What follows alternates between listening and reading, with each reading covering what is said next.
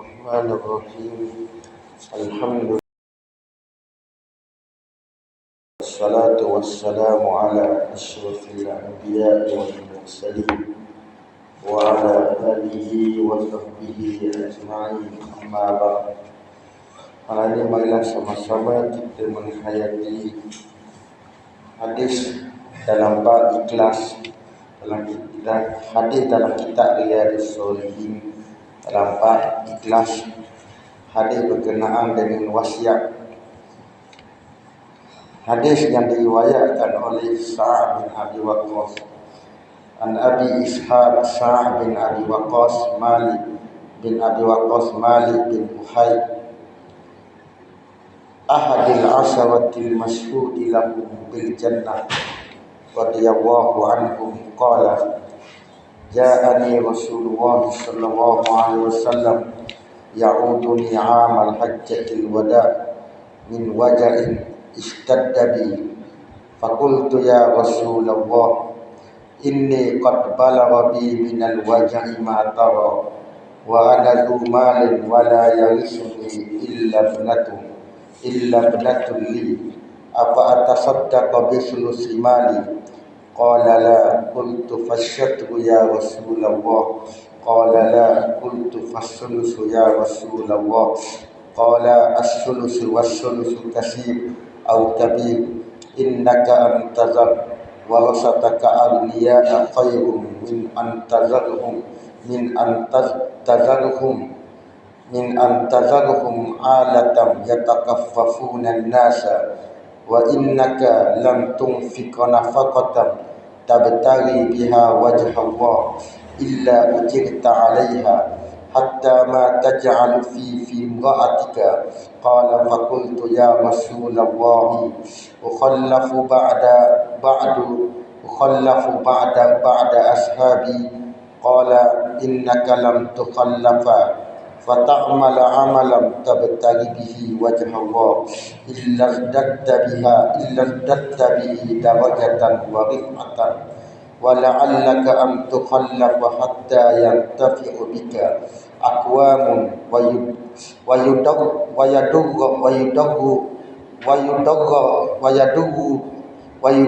bika al-akharun.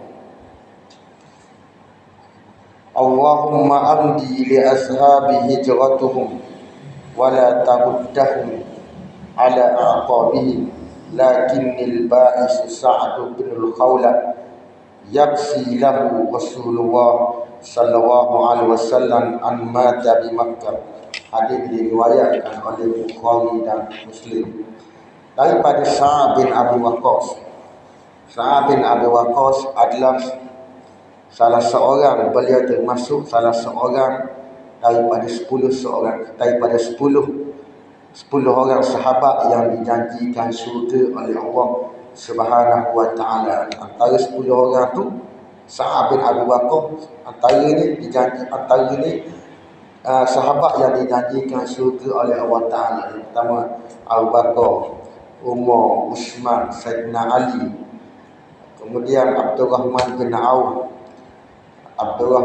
Auf, Sa'ad bin Abi Waqqas dalam sahabat ni, Abu Ubaidah Amir al-Jarrah,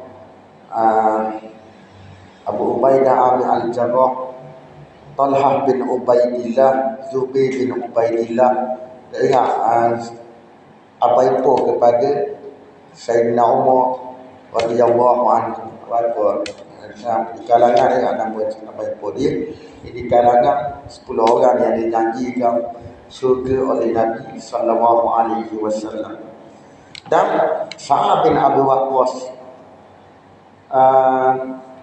beliau juga merupakan, kita baca biodata Sa'ad bin Abi Waqqas sendiri, beliau juga merupakan salah seorang sahabat yang paling awal memeluk Islam dan telah dibuktikan keimanan pada awal sekali. Macam Sayyidina Umar tahun yang ke-6 Hijrah. Sayyidina Umar bukan orang yang paling awal. Sa'ad bin Abi Waqqas lebih dibandingkan Sayyidina Umar dengan Sa'ad bin Abi Waqqas. Sa'ad bin Abi Waqqas lebih awal daripada Sayyidina Umar, Amirul Mukminin Sayyidina Umar Al-Khattab radhiyallahu anhu. Sayyidina Umar tahun yang tahun yang ke-6 daripada Nabi dibangkit menjadi rasul. Tahun ke-6 Nabi dibangkit menjadi rasul, Sayyidina Umar masuk Islam. Apabila Sa'ad radhiyallahu anhu memeluk Islam, ibu beliau telah mogok. Ibu beliau nak memakan, mogok dengan berlapar dan menguguk. Uguk Sa'ad, uguk bahawa dia sanggup mati kelaparan jika Sa'ad tidak mahu meninggalkan Islam. Lalu Sa'ad radhiyallahu anhu sangat sayang akan ibunya, namun beliau tetap dengan Islam. Tak heran tentang mogok ibu dia. Biarlah ibu dia sanggup berlapar pun, dia tetap bersama dengan Islam, tetap teguh bersama dengan Islam. Allah Ta'ala kata dah, kalau ibu bapa ajak kepada syirik, jangan taat kepada ibu bapa. Buat baik kepada ibu bapa, tapi bila ibu bapa ajak kepada syirik, kepada suruh tukar agama, jangan taat kepada ibu bapa, kena kekal di dalam Islam. Lalu Sa'ad radhiyallahu anhu berkata, wallahi law kanat laki mi'atu nafsin fa kharajat nafsan ma taraktu dini hadza li syai'in. Wahai ibuku, walaupun sekiranya kamu diberikan 100 nyawa dan satu demi satu nyawa dijabut, maknanya kalau mung diberikan 100 nyawa sekalipun, lepas mu mati, Allah Ta'ala hidupkan balik. Lepas mati hidup balik, lepas cabut nyawa diberikan nyawa, dihidupkan balik mung.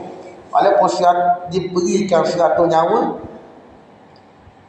aku tidak akan meninggalkan agamaku ini untuk apa-apa, akan tetap bersama dengan Islam. Mana Sa'ad menunjukkan bahawa beliau sangat sayang kepada agamanya Islam, melebihi sayang kepada ibu bapa dia. Mana sayang juga kepada ibu bapa, bila ibu bapanya ajak suruh tukar agama, suruh keluar daripada agama Islam, Sa'ad sayang kepada agamanya berbanding mak dia hukum macam-macam, Sa'ad tetap berpegang dengan agama Islam, tetap teguh dengan agama Islam. Kita baca hadis.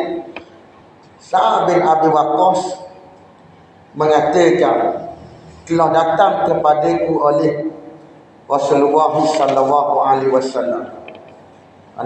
Rasulullah telah menziarahiku pada tahun Hajjatul Wada. Maknanya ketika pada tahun Hajjatul Wada, mana Sa'ad bin Abu Waqqas dia pergi menunaikan haji, mana bersama Nabi sallallahu alaihi wasallam daripada Madinah ke Mekah. Kebetulan pada hari Hajjatul Wada, haji selamat 3, Sa'ad bin Abi Waqqas ditimpa sakit yang amat sangat. Sakit yang menyebabkan sakit hampir mati. Hampir mati Sa'ad ni. Tapi Sa'ad nak mati lagi. Mana nak khabar sakit dia tu hampir nak mati. Min waja'in, maknanya khabar Nabi menziarahi pada tahun haji selamat 3, dengan sebab aku ditimpa sakit yang sangat berat. Sa'ad bin Abi Waqqas kata, faqultu ya Rasulullah, lalu aku bertanya, wahai Rasulullah, sesungguhnya aku telah ditimpa sakit yang berat seperti mana yang kamu lihat, dan aku memiliki harta yang banyak. Aku banyak harta. Kerana Sa'ad bin Abu Waqqas merasakan sakit dia ni menyebabkan kepada kematian. Mati dah. Khabar lagi kepada Nabi, aku ni memiliki harta yang banyak dan tiada waris yang boleh menerima harta pusaka malaikat seorang anak perempuan saja. Mana Sa'ad bin Abu Waqqas ada waris, malaikat anak perempuan sahaja. Mana tiada waris yang boleh menerima harta pusaka malaikat seorang anak perempuan sahaja. Lalu Sa'ad bin Abi Waqqas bertanya lagi, adakah boleh tak aku bersedekah? Sedekah dalam ayat hadis ini ditafsirkan, disyarahkan oleh ulama dengan wasiatlah sedekah selepas mati. Boleh tak aku nak sedekah dengan 23 harta itu? Lalu kata Nabi SAW, tidak boleh. Lalu aku tanya lagi pada Nabi SAW, fasyatru ya Rasulullah, kalau begitu bagaimana separuh wahai Rasulullah? Separuh harta itu aku nak sedekah mati kepada sayang-sayangku, kepada orang ramai, boleh tak wahai Rasulullah? Lalu Nabi mengatakan tidak boleh. Sedekah separuh hartamu tak boleh. Lalu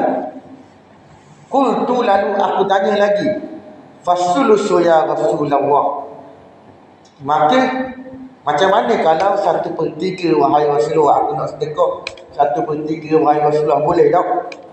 Lalu Nabi mengatakan 1/3 boleh, 1/3 boleh sedekah. Tetapi Nabi berkata 1/3 itu ialah jumlah yang banyak, mana tidak digalakkan beri wasiat. Mana boleh, Nabi kata boleh nak wasiat 1/3, tapi tidak digalakkan kita memberi wasiat 1/3 tidak digalakkan. Mana ulama mengatakan berdasarkan hadis ini, bahawasanya apabila kurang daripada 1/3, maka dia lebih elok dan lebih sempurna. Boleh nak bersedekah 1/3, tapi yang lebih molek, yang lebih baik adalah kurang daripada 1/3, 1/4 ke 1/5 ke, beri wasiat harta dia kepada orang. Kerana itulah berkata Ibnu Abbas kata, kalaulah manusia mengurangi daripada 1/3 kepada 1/4 adalah lebih molek, baik lagi. Kerana Nabi SAW kata dalam hadis ini, as-sulusu was-sulusu kasir. 1/3 boleh, tetapi 1/3 tu banyak dah. Boleh nak sedekah, boleh nak wasiat, tapi banyak dah, tidak digalakkan memberi wasiat 1/3. Yang tidak dibolehkan ialah memberi wasiat 2/3 yang ataupun separuh harta dia, itu tidak dibolehkan kata Nabi SAW. Yang dibenarkan 1/3 sahaja, tapi tidak digalakkan. Mana yang galak 1/4, 1/5. Lalu Nabi mengatakan, innaka intazab warasataka agniya, sesungguhnya kamu, bahawa kamu meninggalkan warismu hal keadaan kaya, adalah lebih baik daripada mu meninggalkan mereka dalam keadaan miskin yang meminta sedekah kepada orang ramai. Ulama mentafsirkan hadis ini. Nabi kata, keadaan kamu meninggalkan harta dan kamu tidak bersedekah, kamu tidak memberi wasiat dengan harta itu, sehinggalah apabila mu mati, harta itu boleh diwarisi oleh warismu. Harta tu boleh diwarisi oleh warismu, maka warismu jadi kaya raya dengan apa? Dengan hartamu, dengan sebab hartamu. Ini lebih baik daripada mu meninggalkan warismu dalam keadaan miskin. Mana lebih molek mu meninggalkan harta kepada warismu, kepada keluargamu, itu lebih molek, lebih baik daripada mu tinggalkan mereka dalam keadaan miskin, dalam keadaan apa-apa, dalam keadaan meminta sedekah kepada orang. Kalau kata ulama radhiyallahu anhu, kata ulama rahimahullahu taala, ada ulama mengatakan apabila harta manusia sedikit, nak kata kalau manusia tu dia seseorang itu ada harta sikit hanya, tapi harta dia sikit, waris-waris dia tu miskin, dia mempunyai harta yang sedikit, lalu waris dia ni orang miskin, orang yang berhajat kepada duit, nak duit etek, tak ada duit, maka ahda dia tidak beri wasiat sesuatu pun harta kepada orang lain. Sebab ahda boleh nak wasiat, tapi ahdanya dia tak payah beri wasiat dah kepada orang lain, sebab waris-waris miskin. Semoleknya meninggalkan kepada waris-waris yang miskin, agar waris-waris tidak meminta sedekah daripada orang ramai, tidak berhajat dah harta daripada orang ramai. Lainlah waris-waris kita ni kaya belaka, maka bolehlah kita adalah kita beri wasiat kepada orang lain. Buat menjadi masalahnya, harta kita sikit, waris kita tak ada duit, miskin, berhajat kepada duit, ahda bila dia nak merasakan diri dia mati dah, ahda dia tidak beri wasiat kepada orang lain, dia tinggalkan harta itu kepada waris dia. Itu lebih molek. Sebab Nabi kata, sesungguhnya kamu jika kamu meninggalkan warismu hal keadaan kaya, meninggalkan harta belaka kepada warismu, menyebabkan warismu jadi kaya dengan sebab hartamu, lebih baik daripada mu tinggal warismu dalam keadaan warismu meminta sedekah daripada orang ramai, minta sedekah daripada orang, lebih baik mu tinggal dia jadi kaya daripada minta sedekah dari orang ramai, Nabi kata. Lalu Nabi kata lagi, wa innaka lam tunfika nafaqatan, wa innaka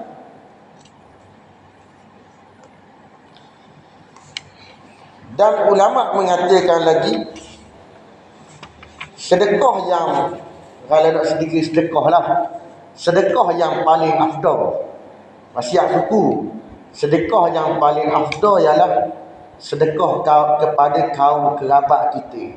Bila kita nak sedekah kepada orang ramai, kita nak sedekah, kita ada harta yang paling kita sayang, harta yang paling kita cintai ke, ataupun ada bahagian kita nak sedekah kepada orang ramai, maka lebih afdal kita tengok waris-waris kita. Ada waris-waris kita, keluarga kita ni, ada tak orang miskin? Miskin ada tak? Kalau waris-waris kita kaya belaka, maka afdal kita beri sedekah kepada orang lain. Kalau tengok waris-waris kita miskin, tak ada duit, yang paling afdal kita beri sedekah kepada keluarga yang terdekat kita. Itu yang lebih afdal sekali. Boleh dua pahala lah.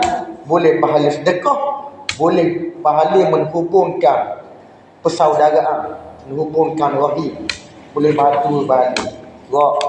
Sedekah, kalau beri sedekah kepada orang jauh, kepada bukan keluarga kita, boleh pahala sedekah saja.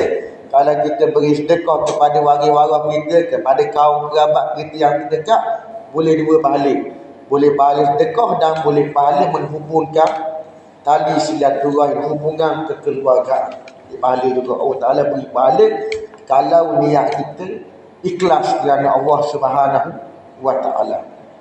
Allah Ta'ala, Nabi mengatakan lagi, wa innaka lam tunfika nafaqatan, sesungguhnya tidaklah kamu membelanjakan apa-apa perbelanjaan kerana Allah, malaikat akan diberikan pahala kepada kamu.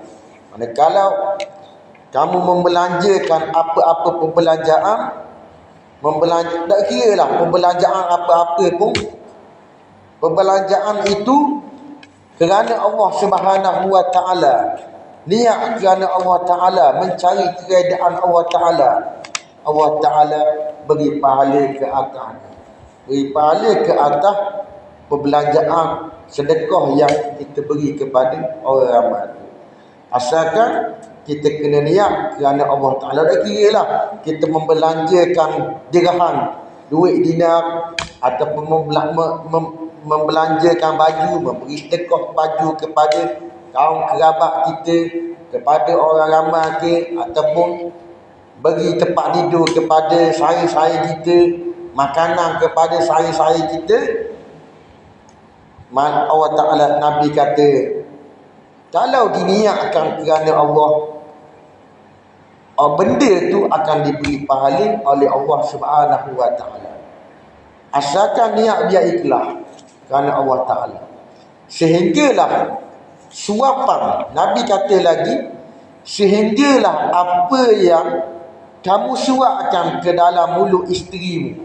Mana suap ke dalam mulut isterimu, suap mana sehinggalah suapan yang kamu beri makan kepada isterimu diberi pahala juga oleh Allah Ta'ala. Beri suap, beri makan sesuap nasi kepada binimu, suap nasi kepada binimu, sesuap saja diberi makan kepada binimu, tak dalam mulut binimu, tak dalam mulut bini kita. Nabi kata diberi pahala oleh Allah Subhanahu wa Ta'ala.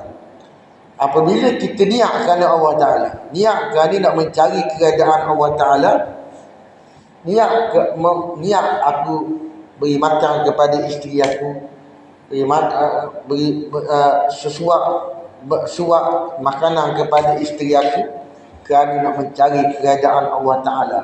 Sedangkan membelanjakan kepada isteri adalah perkara yang wajib. Memang perkara wajib memberi nafkah kepada isteri. Tugas seorang suami, tanggungjawab atas seorang suami beri nafkah kepada isteri. Kalau kita tak beri nafkah kepada isteri kita, isteri boleh minta cerai dengan kita. Mana suami tak beri nafkah, isteri boleh minta cerai. Sama ada kita beri nafkah ataupun tak beri nafkah, isteri boleh minta cerai dengan kita. Itu hukum Islam. Lalu begitu juga ulama mengatakan lagi, apabila kamu membelanjakan ke atas anak, tadi suap makanan dalam mulut isteri, boleh pahala di sisi Allah Ta'ala, boleh pahala, Allah Ta'ala beri pahala kalau diniatkan kerana Allah Ta'ala. Begitu juga apabila kita membelanjakan ke atas anak kita, membelanjakan atas anak memang wajib, beri nafkah kepada anak kita memang wajib. Tetapi kalau diniatkan kerana Allah Ta'ala, kerana Allah Ta'ala suruh memberi nafkah kepada anak bini kita, maka perbuatan itu diberi pahala oleh Allah Subhanahu wa Ta'ala. Bahkan beri nafkah, beri duit kepada ibu mak kita, ayah kita, ataupun membelanjakan atas diri kita, kalau diniatkan kerana Allah Ta'ala, kita membelanjakan atas diri kita benda yang halal, pakaian yang halal, baju yang halal atas diri kita, disuapkan makanan yang halal dalam mulut kita, belanja atas diri kita niat nak mencari keredaan Allah Ta'ala, Allah Ta'ala beri pahala ke atas, di atas perbuatan kita itu. Bukan kita belanjakan ke atas orang ramai, membelanjakan atas diri kita diniatkan kerana Allah Ta'ala, mencari keredaan Allah Ta'ala, Allah Ta'ala beri pahala. Itu luasnya rahmat Allah Subhanahu wa Ta'ala. Seterusnya,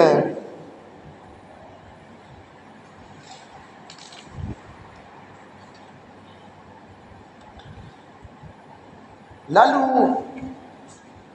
Nabi bertanya, lalu Sa'ad bertanya lagi kepada Nabi sallallahu alaihi wasallam, wahai Rasulullah, adakah aku akan ditinggalkan oleh sahabat aku? Mana Sa'ad bin Abi Waqqas merasakan dirinya akan ditinggalkan oleh sahabatnya, oleh Nabi sallallahu alaihi wasallam, sebab dia merasakan dirinya sakit, atau kemungkinan mati di Mekah, ataupun kemungkinan dia sakit lama, dia kena tinggal di oleh sahabat dan Nabi sallallahu alaihi wasallam. Nabi berhijrah bersama sahabat, tinggal dia seorang dekat Mekah. Dia Sa'ad merasakan takut gitulah, takut kena tinggal Rasulullah dan sahabat, tinggal dia dekat Mekah. Lalu Nabi mengatakan lagi,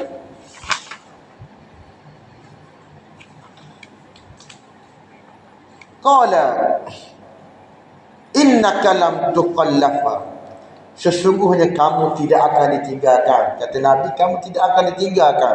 Nabi kata Nabi kepada Sa'ad. Apa yang Nabi kata ni memang betul sungguhlah.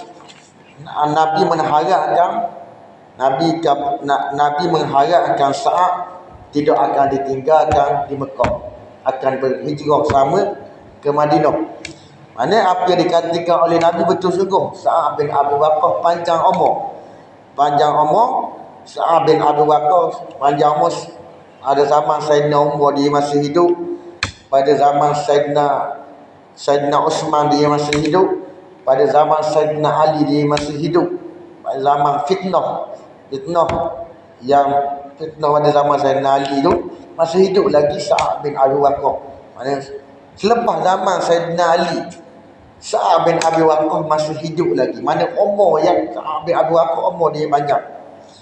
Lalu sebahagian ulama mengatakan masa dia sakit ni, Sa'ad bin Abi Waqqas Allah Ta'ala mengurniakan seorang anak sahaja. Ada seorang anak dia, ada seorang anak puang. Lalu ulama mengatakan bila Allah Ta'ala memanjangkan umur dia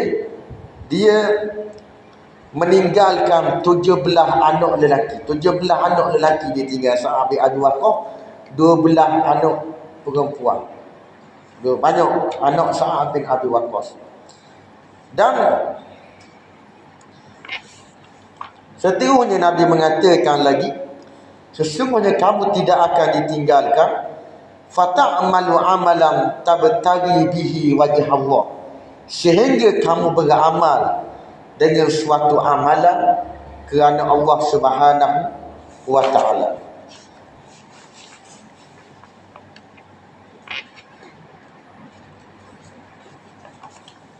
Lalu illa zadatta malaikan, Allah Ta'ala akan tambahkan kepadamu darjat dan ketinggian.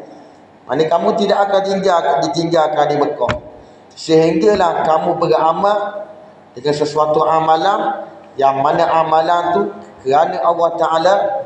Bila kamu beramal dengan sesuatu amalan kerana Allah Ta'ala akan menambahkan darjat kamu. Allah Ta'ala akan meninggikan darjat kamu. Dan Nabi kata lagi, wala'allaka an tuqallafa, mudah-mudahan kamu akan dipanjangkan umur. Panjang umur sungguh. Panjang umur sehingga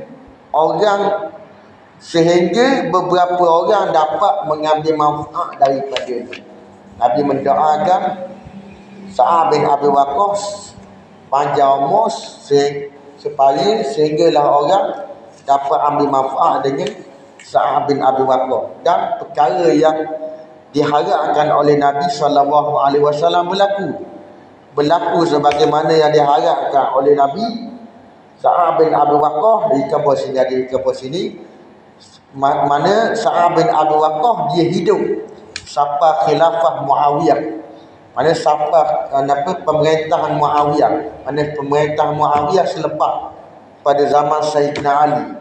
Pada zaman Sayyidina Ali silap patut zaman pemerintahan Muawiyah. Nak kata lamanya, panjangnya umur Sa'ad bin Abi Waqqas. Dan Nabi ni Nabi bukan Nabi dia mengharapkan saja. Dia mengharapkan, harapan dia agar Sa'ad panjang umur. Dia tak khabar Sa'ad akan panjang umur selepas zaman ni. Mana Nabi mengharapkan supaya Sa'ad bin Abi Waqqas panjang umur. Dan apa yang diharapkan oleh Nabi, Allah Ta'ala perkenan Sa'ad bin Abi Waqqas panjang sungguh umur sampai khilafah Muawiyah, sampai pemerintahan Muawiyah. Mana bukan Nabi kata macam dalam hadis akan berlaku suatu zaman orang gini akan zaman nipu zaman ni. Tak ada. Nabi mengharapkan saja Sa'ad bin Abi Waqqas akan panjang umur. Tu harapan Nabi betul-betul berlaku. Allah Ta'ala perkenalkan harapan Nabi baru Sa'ad bin Abi Waqqas panjang umur. Dan Ulama mengatakan manfaat yang dimaksudkan oleh baginda sallallahu alaihi wasallam. Nabi kata, moga-moga Allah Taala memanjangkan umur kamu, dan disebabkan itu ada manusia yang akan mengambil manfaat dan mudarat daripadamu. Apa dia manusia? Apa yang manusia akan ambil manfaat daripada Sa'ad bin Abi Waqqas? Ulama mengatakan manfaat yang dimaksudkan oleh Nabi sallallahu alaihi wasallam ialah kekayaan Sa'ad radhiyallahu anhu akan membawa faedah kebajikan kepada orang ramai. Umurnya dipanjangkan oleh Allah sehingga zaman pemerintahan sehingga zaman pemerintahan khalifah, dalam kitab ni Khalifah Ali bin Abi Thalib, dalam kitab Arab ni sampai Khalifah Muawiyah selepas zaman Sayyidina Ali lagi. Sa'ad bin Abi Waqqas mengasingkan diri ketika berlakunya fitnah perang saudara dan meninggal dunia di lembah Aqiq, mana dekat Madinah lah, dikebumikan dekat Madinah. Mana manfaat yang diberitahu oleh Nabi ialah Sa'ad radhiyallahu anhu dilantik oleh Khalifah Umar bin Khattab radhiyallahu anhu untuk menjadi panglima tentera Islam bagi menjatuhkan kerajaan Parsi. Keadaan ini telah membuktikan mukjizat Rasulullah sallallahu alaihi wasallam dalam menyatakan perkara yang akan berlaku. Nabi harap saja perkara itu berlaku. Manakala mudarat, manfaat ialah Sa'ad dilantik menjadi ketua parlimen tentera Islam. Itu manfaat yang diberitahu oleh Nabi. Manakala mudarat yang dimaksudkan pula, mudarat daripadamu, orang ada sebahagian orang dapat mudarat daripadamu. Manakala mudarat yang dimaksudkan pula ialah kejatuhan kerajaan Parsi. Kejatuhan kerajaan Parsi zaman Sayyidina Umar bin Khattab radhiyallahu anhu. Dan pada zaman tu, pada ketika itu Sa'ad bin Abi Waqqas menjadi ketua, Sayyidina Umar lantik dia menjadi ketua Parlimen Tentera Islam. Kita baca pada waktu itu Al-Musanna bin Harisah radhiyallahu anhu, iaitu seorang parlimen. Mula-mula Musanna bin Harisah ditugaskan oleh Sayyidina Umar bin Khattab menjadi ketua Parlimen Tentera Islam. Musanna bin Harisah bukan sahabat Nabi, dia ni tabi'in, anak murid sahabat dia. Musanna ni hidup pada zaman Nabi, tetapi Musanna ni tidak beriman, tidak masuk Islam pada zaman Nabi. Selepas Nabi wafat, dia masuk Islam. Maka Musanna jadi tabi'i lah, walaupun dia hidup sezaman dengan Nabi, tapi dah masuk Islam. Mana tidak panggil sahabat. Kalau panggil sahabat Nabi ni ialah orang yang berjumpa dengan Nabi dan beriman dengan Nabi sallallahu alaihi wasallam pada zaman Nabi. Mana kalau orang tu beriman dengan Nabi sallallahu alaihi wasallam pada zaman Nabi, seperti Raja Najasyi. Raja Najasyi tidak dipanggil sahabat Nabi walaupun dia beriman pada zaman Nabi. Sebab apa? Sebab Raja Najasyi tidak bertemu dengan Nabi sallallahu alaihi wasallam. Dia syarat nak menjadi sahabat Nabi, kena temu dengan Nabi sallallahu alaihi wasallam baru dipanggil sahabat Nabi, dan kena beriman pada masa Nabi ada. Kalau dia tidak beriman pada masa Nabi ada, dia tidak dipanggil sahabat. Beriman selepas Nabi wafat, maka dipanggil tabi'in, anak murid sahabat Nabi sallallahu alaihi wasallam. Musanna ni beriman selepas Nabi wafat, yang mana Sayyidina Umar lantik dia menjadi panglima yang ditugaskan melawan Parsi.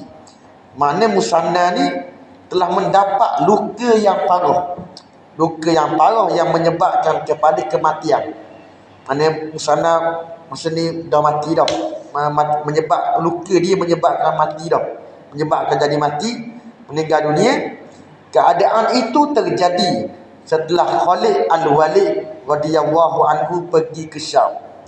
Lalu Al-Musanna, bila Musanna merasakan dirinya nak mati dah, luka dia cedera parah dah. Lalu Al-Musanna menulis sepucuk surat, kirim surat kepada Khalifah Umar radhiyallahu anhu untuk meminta bantuan. Setelah mendapat surat tersebut, Khalifah Umar radhiyallahu anhu ingin berangkat ke medan perang. Maksudnya bila Sayyidina Umar terima surat daripada Musanna, Sayyidina Umar sendiri yang nak pergi pimpin tentera Islam, nak melawan tentera Parsi, nak berangkat sendiri. Tetapi ulama mengatakan, tetapi para sahabat sekak, para sahabat dakwi Sayyidina Umar berangkat ke medan perang, nak pergi melawan Parsi, tentera Parsi. Sayyidina para sahabat dakwi. Sebab apa? Para sahabat dak bagi Sayyidina Umar pergi lawan tentera Parsi, memimpin tentera Islam nak lawan tentera Parsi. Sebab Sayyidina Umar merupakan ketua negara. Seorang ketua negara, dia kena jaga negara lah, dia boleh pergi perang. Lalu khalifah bila dihalang oleh sahabat Nabi SAW, lalu Umar bin Khattab Amirul Mukminin melantik Sa'ad bin Abi Waqqas untuk menghadapi tentera Parsi. Itulah mana mudarat, mana tentera Parsi kena mudarat daripada tentera Islam yang dipimpin oleh Sa'ad bin Abi Waqqas. Nabi kata mudarat daripadamu, mudarat mana tentera Parsi lah yang kena mudarat daripada Sa'ad bin Abi Waqqas. Mana situasi ini, perkara ini telah membuktikan kebenaran hadis Nabi SAW yang menyatakan bahawa satu golongan manusia akan mendapat kecelakaan atau kemudaratan daripada Sa'ad radhiyallahu anhu. Mereka ialah orang-orang kafir yang mendapat mudarat daripada Sa'ad. Orang-orang kafir yang mendapat kecelakaan setelah dikalahkan oleh Sa'ad radhiyallahu anhum dan umat Islam. Hadis di atas turut menunjukkan, tak habis lagi baca hadis, kita baca lagi. Hadis di atas turut menunjukkan bahawa Allah Ta'ala telah memperkenankan doa Rasulullah SAW. Allah Ta'ala perkenan, walaupun Rasulullah harap saja Sa'ad bin Abi Waqqas hidup panjang, ada orang dapat manfaat daripadamu, dan ada yang akan mendapat kecelakaan dan mudarat daripadamu. Itu harapan Nabi, dan harapan Nabi itu diperkenankan oleh Allah Subhanahu wa Ta'ala. Seterusnya Nabi kata lagi, Allahumma mdi li ashabi, ya Allah, teruskanlah kelebihan hijrah kepada sahabat-sahabatku. Wala tabudduhum, dan jangan kamu jadikan mereka menyeleweng daripada agama Islam. Jangan kamu jadikan mereka selepas beriman, selepas masuk Islam, jangan jadikan mereka menyeleweng masuk agama kafir, menyembah berhala, buat perkara-perkara yang menyeleweng daripada Islam. Jangan. Ya Allah, Nabi mendoakan kebaikan untuk para sahabat Nabi SAW, dan semua itu diperkenankan, doa Nabi itu diperkenankan oleh Allah Subhanahu wa Ta'ala. Tetapi Nabi mengatakan Sa'ad bin Abi Waqqas ni dahlah, mana sempatlah berhijrah, mana tidak duduk Madinah lah, tidak duduk Mekah. Sa'ad bin Abi Waqqas ni tidak duduk Mekah. Sa'ad bin Abi Waqqas dapat bersama-sama dengan Nabi dan para sahabat berhijrah balik ke Madinah. Mana bila para sahabat dia dah hijrah dah ke Madinah, dia nak duduk dalam Mekah. Mana bila dia pergi Mekah tu, dia nak menunaikan ibadat haji saja. Menunaikan ibadat haji, kemudian selepas tu nak balik, dia nak teruskan. Lepas menunaikan ibadat haji, kemudian dia balik ke tempat yang dia hijrah. Tu harapan para sahabat Nabi SAW, harapan Nabi SAW. Tak salah nak duduk Mekah, tapi harapan sahabat Nabi, mana takut gugur takut gugur pahala hijrah. Gugur pahala hijrah bila duduk Mekah. Sebab terputus terbayalah lah, dah berhijrah dah ke Madinah, tiba-tiba duduk Mekah. Terputuslah pahala hijrah tu. Sahabat-sahabat Nabi nak buat gitu. Hijrah sampai ke mati. Hijrah sampai ke mati. Dah duduk dah Mekah. Tapi nak duduk Mekah tak ada salah. Tak ada salah apa-apa. Yang salahnya ialah menyeleweng daripada Islam. Selepas beriman molek-molek bersama dengan Nabi, beriman dengan Nabi, lepas tu menyeleweng daripada ajaran Nabi SAW. Tu yang salah. Yang mana As'ab bin Abi Waqqas memang janganlah berhijrah bersama Nabi SAW, tetapi Nabi mengatakan tetapi yang kasihan ialah Sa'ad bin Khawlah. Sa'ad bin Khawlah ni dia masuk Islam. Sebab apa kasihan kepada Sa'ad bin Khawlah? Yarisilahu Rasulullah bersedih sebab kerana beliau mati di Mekah. Sa'ad bin Khawlah ni mati di Mekah, tidak sempat berhijrah bersama Nabi SAW di Madinah. Tidak sempat berhijrah, tapi dah salah. Mana pahala hijrah tu tak dapat lah. Mana tidak sempat berhijrah. Mana tak dapat pahala hijrah ke Madinah. Mana Nabi Rasulullah bersedih lah sebab dia ni mati di Mekah, tidak sempat berhijrah ke Madinah. Dan seterusnya kita cerita sikit tentang adapun kita cerita tentang Sa'ad sikit. Adapun sewaktu Sa'ad hadis ni habis dah diriwayatkan oleh Bukhari dan Muslim. Adapun sewaktu Sa'ad radhiyallahu anhu berada di Iraq. Bila Sa'ad berada di Iraq, Khalifah Umar radhiyallahu anhu telah melantik beliau untuk menjadi gubernur dan menghantar perisi. Bila Sayyidina Umar lantik Sa'ad bin Abi Waqqas menjadi gubernur di Iraq, dan Sayyidina Umar menghantar perisi, menghantar spy untuk memastikan gerak kerja gubernur di setiap wilayah. Perisi spy yang dihantar oleh Sayyidina Umar tersebut, bertanya kepada orang yang berada di masjid. Mana Sayyidina Umar atau spy kepada di Iraq, dan perisi itu tanya orang dalam masjid, tanya berkenaan Sa'ad bin Abi Waqqas ni, pemerintah Sa'ad bin Abi Waqqas ni macam mana? Adakah Sa'ad bin Abi Waqqas menjalankan tanggungjawab, menunaikan amanah kepada orang Iraq? Lalu ada seorang tak puas hati. Seorang tu ada dendam, iri hati dengan Sa'ad bin Abi Waqqas radhiyallahu anhu. Seorang tu reka-reka cerita mana Sa'ad bin Abi Waqqas memimpin molek melaksanakan tanggungjawab menjadi sebagai gubernur di Iraq. Tapi seorang ni dia mereka-reka cerita khabar benda tak betul kepada perisi yang dihantar oleh Sayyidina Umar.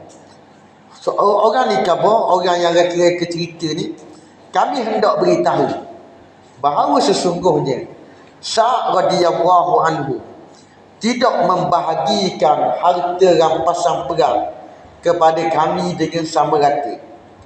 Kemudian tidak menghukum rakyat dengan adil dan tidak pernah keluar berperang. Ini perkara cerita yang direka-reka oleh seorang yang duduk dalam masjid ini. Perisi tanya molek, dia jawab tak betul, tak jawab tak benar. Dia jawab khabar Sa'ad tidak adil dalam membahagikan harta rampasan perang, tak bagi sama rata. Lalu penduduk itu menyatakan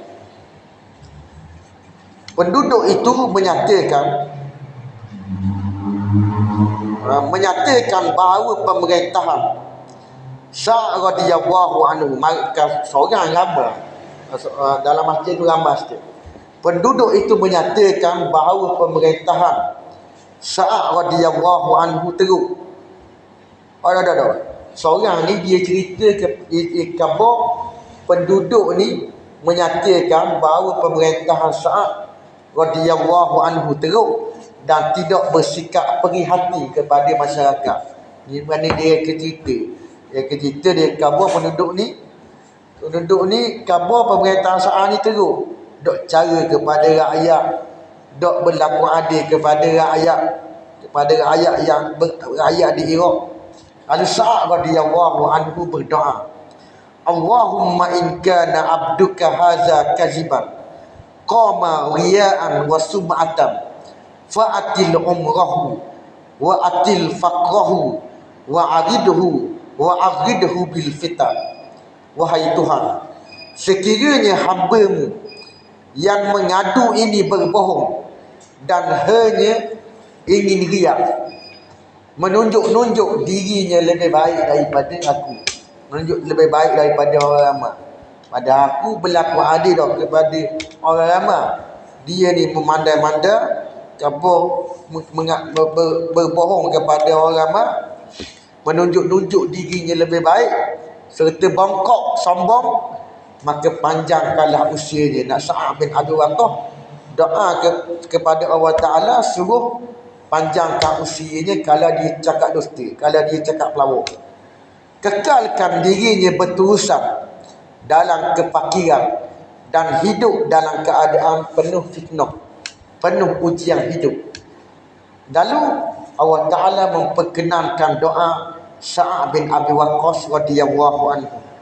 Lalu orang ni dipanjangkan umur. Orang yang buat fitnah kepada Sa'ad bin Abi Waqqas dipanjangkan umur orang tersebut sehingga tua dan hidupnya penuh dengan ujian, penuh dengan fitnah umur, penuh dengan ujian hidup kepada dia ni. Ni sebab apa? Akibat doa Sa'ad bin Abi Waqqas radhiyallahu anhu. Suka buat nyanyi korang, suka buat zalim korang, sebab doa orang yang zalim akan diperkenankan oleh Allah Ta'ala. Mana doa orang yang zalim, bila Allah Ta'ala akan perkenan, mana dok perkenan atas dunia, Allah Ta'ala akan perkenan pada hari kiamat. Ni sahabat Nabi, dia buat zalim kepada sahabat Nabi, dan sahabat Nabi bukan calon-calon orang. Sahabat Nabi yang dijanjikan syurga oleh Nabi SAW, di kalangan 10 orang yang dijanjikan syurga oleh Nabi, tiba-tiba dia tuduh sahabat Nabi ni cakap pelawak, tidak menunaikan tanggungjawab kepada rakyat. Lalu kena, memang parutlah kena. Lalu Sa'ad bin Abi Waqqas berdoa, Allah Ta'ala perkenal selalu doa Sa'ad bin Abi Waqqas atas dunia. Orang ni panjang umur terus sehingga hidupnya penuh dengan ujian. Sebab dia akibat doa Sa'ad bin Abi Waqqas radhiyallahu anhu. Dan kita ambil pengajaran hadis ini. Pengajaran hadis berkenaan hadis wasiat ni. Mana hadis wasiat, kita hadis wasiat kena wasiat tidak boleh 2/3 sebagaimana dalam hadis ni khabar. Sa'ad bin Abi Waqqas tanya, boleh tak aku wasiat 2/3 hartaku? Nabi kata tak boleh. Dan separuh hartaku boleh tak bagi wasiat? Tak boleh. Kemudian Sa'ad bin Abi Waqqas tanya lagi, 1/3 boleh tak aku wasiat? Nabi kata boleh. Dan kesimpulannya ialah wasiat yang paling afdal yang digalakkan, mana wasiat yang digalakkan kata ulama rahimahullahu taala, wasiat yang kurang daripada 1/3, 1/4 ke 1/5. 1/3 boleh, yang dibenarkan 1/3 wasiat, tapi yang digalakkan oleh para sahabat 1/4 ataupun 1/5. Kemudian pengajaran hadis ini lagi, pahala infak, pahala membelanjakan, memberi nafkah, memberi sedekah bergantung kepada ketulusan niat dan pengharapannya kepada keredaan Allah Subhanahu wa taala. Bergantung kepada niat dia. Adakah niat dia ikhlas kerana Allah Taala ataupun niat dia kerana riak, kerana nak tunjuk-tunjuk kepada orang. Tengok, kalau dia niat kerana Allah Taala, insya-Allah boleh pahala. Allah Taala beri pahala kepada dia. Kalau dia beri membelanjakan harta dia sekadar nak tunjuk-tunjuk kepada orang, nak tunjuk bahawa aku ni banyak duit, aku ni banyak piti, maka Allah Taala tidak memberi pahala di atas apa yang dia belanja. Kalau Allah Taala nak beri pahala, kena belanja, kena niat kerana Allah Subhanahu wa taala. Seterusnya dalam hadis ni, dapat pengajaran dalam hadis ni, Nabi menunjukkan tauladan yang baik. Tauladan yang baik ialah Nabi menziarahi orang sakit. Bila ada sahabat-sahabat Nabi yang sakit, Nabi ziarah sahabat-sahabat Nabi yang sakit. Tak ketinggalan. Bila antaranya Sa'ad bin Mu'az. Sa'ad bin Mu'az yang mana cedera parah dalam peperangan Ahzab akibat dipanah oleh orang-orang kafir.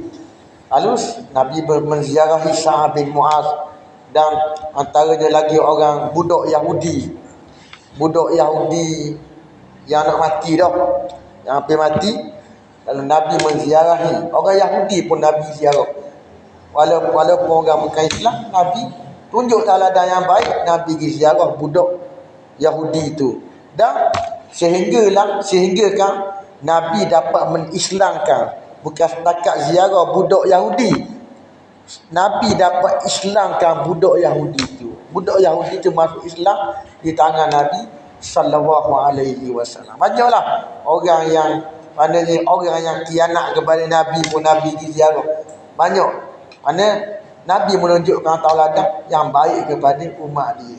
Bukan kepada orang Islam saja Nabi ziarah, kepada orang yang buat jahat kepada dia. Orang buat jahat kepada dia sakit, Nabi pergi ziarah orang yang buat jahat kepada dia. Tauladan yang baik Nabi tunjuk. Seterusnya, ulama mengatakan menziarahi orang sakit merupakan antara akhlak dan adab yang sangat dianjurkan dalam Islam. Lebih-lebih lagi kepada para pemerintah dan Nabi Nabi sallallahu alaihi wasallam tunjuk akhlak yang baik kepada umat dia. Seterusnya, kesimpulan yang terakhir, Islam mewajibkan umatnya supaya memerhatikan kemaslahatan ahli waris dan berlaku adil terhadap mereka. Berlaku adil terhadap waris-waris. Secukuplah sekadar pada malam ini. Minta maaf banyak-banyaklah kalau ada salah dan silap ke, minta maaf banyak-banyak. Wa akhiru da'wana anil hamdulillahi rabbil alamin.